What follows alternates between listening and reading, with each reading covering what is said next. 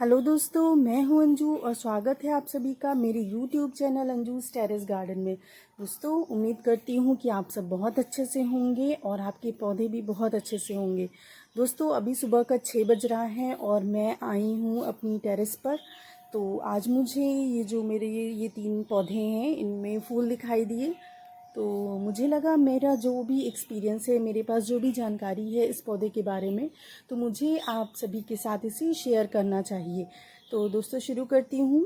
ये पौधा है जिसे आप सामने देख रहे हैं मेरे, इसका नाम है कैना लिली और इसे हम बैजंती के नाम से भी जानते हैं। इसका बॉटनिकल नेम है कैना। इस पौधे की अगर हम ओरिजिन के बारे में बात करें तो इस पौधे का ओरिजिन प्लेस है इंडिया, साउथ अमेरिका और सेंट्रल अमेरिका और मैक्सिको। मतलब ये हमारे देश में अच्छे से पाया जाने वाला पौधा है। आगे बात करूँगी दोस्तों कि एक ये पेरिनियल प्लांट है। ये साल भर आपको मिल सकता है, साल भर आप इसको लगा सकते हैं। लेकिन जो इसमें फ्लावरिंग का टाइम होता है वो होता है समर सीज़न। वो गर्मियों में ही ये फ्लावरिंग करता है ये पौधा। बाकी आप इसको साल भर कभी भी उगा सकते हैं और इसकी पत्तियां एज इट इज़ रहेंगी पूरे साल। साइज़ की बात करूं दोस्तों तो इसका साइज़ होता है लगभग 18 इंच से लेकर 8 फीट तक ये ग्रो कर सकता है। मैंने इसे पॉट में लगाया हुआ है तो इस पौधे की हाइट अभी लगभग 4 फीट के आसपास है। तो अगर आप इसे सॉइल में ज़मीन में लगाते हैं तो इसकी हाइट जो है वो 8 फीट तक भी जा सकती है। तो दोस्तों, आगे बात करूँगी इसकी प्रजातियाँ कितनी हैं। दोस्तों, इसकी लगभग 100 से ज़्यादा प्रजातियाँ हैं और जिनमें से मेरे पास जो ये स्पीशीज़ है इसका नाम है प्रिटोरिया। प्रिटोरिया स्पीशीज़ है और इसे बंगाल टाइगर के नाम से भी जानते हैं।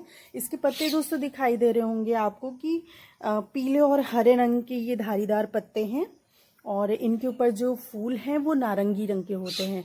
तो एक ये स्पीशीज़ है जिसे प्रिटोरिया कहते हैं और इनके फूल जो हैं वो नारंगी रंग के होते हैं। इसकी कुछ और भी स्पीशीज़ हैं दोस्तों, तो जिनके बारे में आपसे शेयर करना चाहूँगी। लेकिन मेरे पास दोस्तों सिर्फ एक पौधा है, मतलब इस प्रजाति का सिर्फ एक पौधा है। और इसके अलावा दोस्तों इसकी और भी प्रजातियाँ होती हैं, कुछ नाम मुझे याद हैं तो मैं आपके साथ शेयर करूँगी। इसमें से पहला है किंग हम्बर्ट। तो इसकी पत्तियाँ दोस्तों अगर बात करूँ तो कांसे और बैंगनी रंग की इनकी पत्तियाँ होती हैं और जो भी इनमें फूल होते हैं वो होते हैं लाल रंग के। और शेनानदोआ एक स्पीशीज़ होती है जिनकी पत्तियां बरगंडी होती हैं और इनके फूल जो होते हैं वो गहरे गुलाबी रंग के होते हैं। इसके अलावा एक प्रजाति इसकी और होती है जिसे ट्रॉपिकाना कहते हैं। इनकी पत्तियां बरगंडी, सोने, पीले, गुलाबी रंग की भी हो सकती हैं और इनके जो फूल हैं वो गहरे गुलाबी रंग के होते हैं और कोई फूल इनके नारंगी रंग के भी हो जाते हैं। आगे बात करूंगी दोस्तों, एक प्रजाति है इसकी द प्रेसिडेंट। इनकी पत्तियां बहुत ही गहरे हरे रंग की होती हैं और इनमें लाल रंग के फूल आते हैं। और एक प्रजाति और है दोस्तों जिसे स्टगगार्ट कहते हैं। इनके पत्ते जो होते हैं वो सेगमेंटेड होते हैं। जैसे आप इसमें देख रहे होंगे इनकी जो धारियां हैं, जो इनमें लाइनिंग है वो महीन है। इनके बीच में जो डिस्टेंस है वो काफ़ी कम है। लेकिन जो स्टगगार्ट होता है उनकी जो पत्तियां होती हैं उनकी धारियों के बीच में काफ़ी डिफरेंस होता है और इनमें हरे और सफ़ेद रंग की पैटर्न पर इनकी पत्तियां होती हैं। इनके जो फूल होते हैं वो नारंगी रंग के होते हैं। आगे दोस्तों बात करूंगी कि अगर आपको इस पौधे को लगाना है तो उसकी सॉइल कैसी होनी चाहिए। दोस्तों, इससे एसिडिक सॉइल बहुत ही ज़्यादा पसंद है। इससे ऐसी सॉइल पसंद है जिसका pH 6.0 से 6.5 तक होना चाहिए। मतलब इसे अच्छी खासी एसिडिक सॉइल पसंद है। तो आपको सॉइल बनाने के लिए इसमें आपको ऐड करना होगा 1/4 garden soil, 1/4 vermi compost, 1/4 cocopeat और 1/4 सैंड मिलाकर आप इसकी सॉइल को तैयार कर सकते हैं। तो दोस्तों, एक बात का आपको ध्यान रखना है कि जो इसकी मिट्टी है वो वेल ड्रेन्ड होनी चाहिए। और पानी की अगर बात करें दोस्तों तो पानी ऐसा आप डालिए कि इसका जो मिट्टी है वो वेट होनी चाहिए, सॉगी नहीं होनी चाहिए। क्योंकि अगर सॉगी होगी तो आप देख रहे होंगे कि यहाँ पे जो इनका स्टेम है वो बहुत ही सॉफ्ट होता है, डेलिकेट होता है। ज़्यादा सॉगी होने पर इनके जो स्टेम है वो ख़राब होने शुरू हो जाएंगे। तो सॉइल आप ऐसे प्रिपेयर करिए कि पानी जो है वो रुके नहीं और मिट्टी आपकी वेट रहे। बहुत ज़्यादा गर्मियों के दिनों में आप क्या कर सकते हैं, इसके ऊपर सूखे पत्ते आप डाल दीजिए, या आपके पास नारियल की जो छाल होती है वो आप इसके ऊपर डाल के पानी स्प्रे कर दीजिए, तो इसकी मिट्टी है काफ़ी देर तक उसमें नमी बनी रहेगी। आगे बात करती हूँ दोस्तों कि टेम्परेचर कैसा होना चाहिए।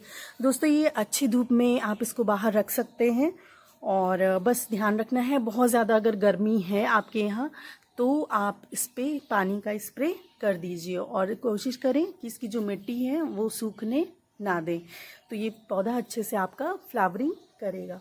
आगे बात करूँगी दोस्तों इंसेक्ट अटैक की। तो इसकी पत्तियाँ बहुत थिक होती हैं, इसकी पत्तियाँ काफ़ी मोटी होती हैं, जिसके कारण कोई भी इंसेक्ट इस पर अटैक नहीं कर पाता है। सिर्फ आपको कभी कभी कैटरपिलर या टिड्डे और यही सब दिखाई देंगे जो इनकी पत्तियों को नीचे से खाना शुरू कर देते हैं, जैसे ये आपको दिखाई दे रहा होगा यहाँ पर। तो बाकी इस पे कोई भी मिलीबग्स या किसी और तरह का इंसेक्ट अटैक नहीं होता है। आगे बात करूँगी दोस्तों छटाई की, प्रोनिंग की। तो प्रोनिंग की ज़रूरत इसको नहीं होती है, सिर्फ आपको ध्यान रखना है कि जो फ्लावर होते हैं इसमें जब ये पूरी तरह से स्पेंट हो जाए फ्लावर तो आप उन्हें निकाल दें। देखिए यहाँ पे मेरे पास कुछ फूल हैं जो सूख गए थे तो मैंने उनको हटा दिया। जैसे जैसे फ्लावर दिन बढ़ेंगे तो ये फ्लावर सूखते जाएंगे, तो आप बस इनको हटा दीजिए, और फ्लावरिंग होने के बाद आप इसे यहाँ से पत्ते के साथ में आप इसे तोड़ दीजिए, ताकि इन पौधों में फिर से नए फूल निकलने शुरू हो जाएंगे। तो दोस्तों और आगे बात करूँगी, अगर कंटेनर की बात करूँ तो इसके लिए थोड़ा बड़ा कंटेनर आपको यूज़ करना होगा, क्योंकि इन्हें भीड़ भाड़ बिल्कुल भी नहीं पसंद है। आप देख रहे होंगे इस कंटेनर में मैंने एक पौधा लगाया था, और इसके पास में जो ये पौधा देख रहे हैं ये खुद से ग्रो हो गया है। तो भीड़ भाड़ नहीं पसंद है। आपके कंटेनर में अगर एक से ज़्यादा पौधे हैं तो आप उन्हें निकाल कर आप उन्हें दूसरे कंटेनर में शिफ्ट कर सकते हैं।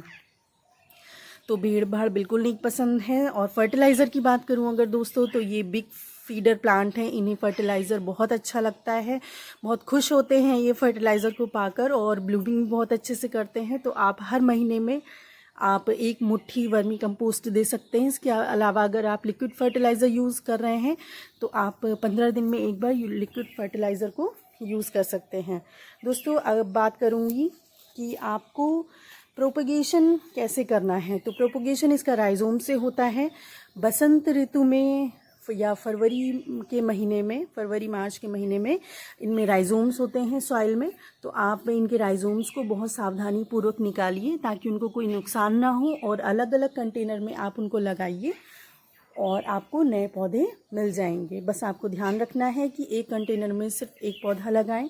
तो दोस्तों इस पौधे को लगाना बहुत ही आसान है, और कोशिश करिए आप ज़रूर इस पौधे को अपने गार्डन में शामिल करिए, और आपका जो भी एक्सपीरियंस हो इस पौधे के साथ तो वो मुझे ज़रूर बताइए दोस्तों।